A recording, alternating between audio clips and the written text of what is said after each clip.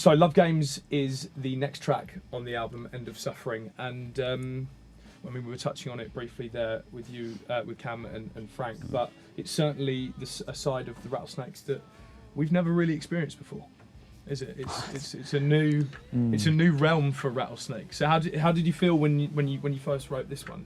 Was it a good feeling? Was it kind of a bit of a I'm not? Well, I mean, I never ever feel like, oh, maybe we shouldn't be doing this. Like, I just write it. What I'm nervous about always is how the fuck am I going to do this in the studio? Like, can I do this live? Because the way we write is just on our couch. It's not loud. I just sing at the top of my lungs, and Dean just turns it up a bit.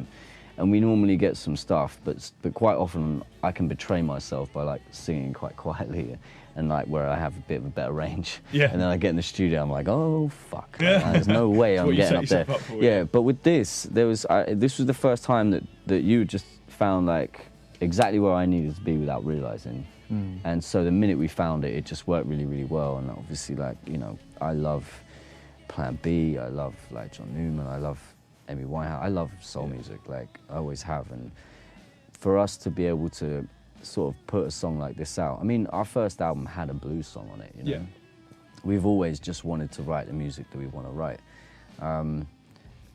I think when we finished writing this in the studio with Cam, like when we actually finished recording it, that was the first time where I was like, I genuinely surprised myself, like in my life. I think throughout this album, Frank, your voice is it goes to another level. But on Love Games especially, this is where your qualities really shine through.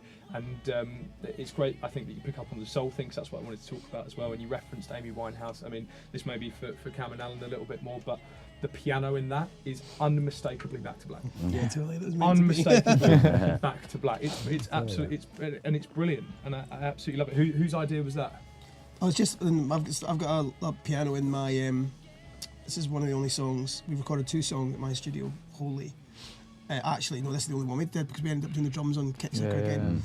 And we did it way before we started the record. We did it last March, didn't we? Yeah. So it was like 4 months before we started the record, 5 months before we started the record. And I've got an old piano from 1886.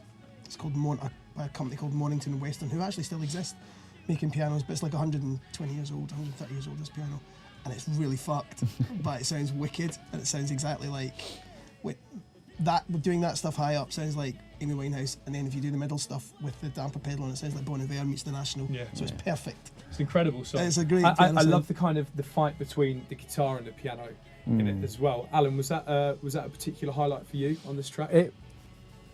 It added that different depth, doesn't it? The piano, it sets that soul mood, but you still got the guitar, which is their stamp, their trademark. So it was definitely something that obviously made the song. Do you like playing this one, Dean? Yeah, I love it. I think if you could trace back the start of sort of End of Suffering as an album to one singular point, it was recording this song. I think that's when, after we did the first session, me and Frank went, oh my God, we could do so much more than we ever thought. And like, it just kind of opened everything. Yeah, I think that then set that was kind of the benchmark. Like we want to be as excited about every song as we were when we left that day making Love Games. So yeah, this is the sort of start of what I think really energized us to then make sure, one, that we got Cam. That was like the call to book him in and make sure no one else does. And then also, yeah, just that means that like there was no more rules, I think, from that point. Like we always wanted to change sort of and develop and evolve, but you hear that and you go, okay, we can kind of be whatever we aim to be at this point. I think it's so important nowadays in music that you understand that there is no rules. Like a band understands that there is no rules, and they can be, like you said, whoever they want to be. Exactly. And I think you really get that on Love Games for Rattlesnakes anyway.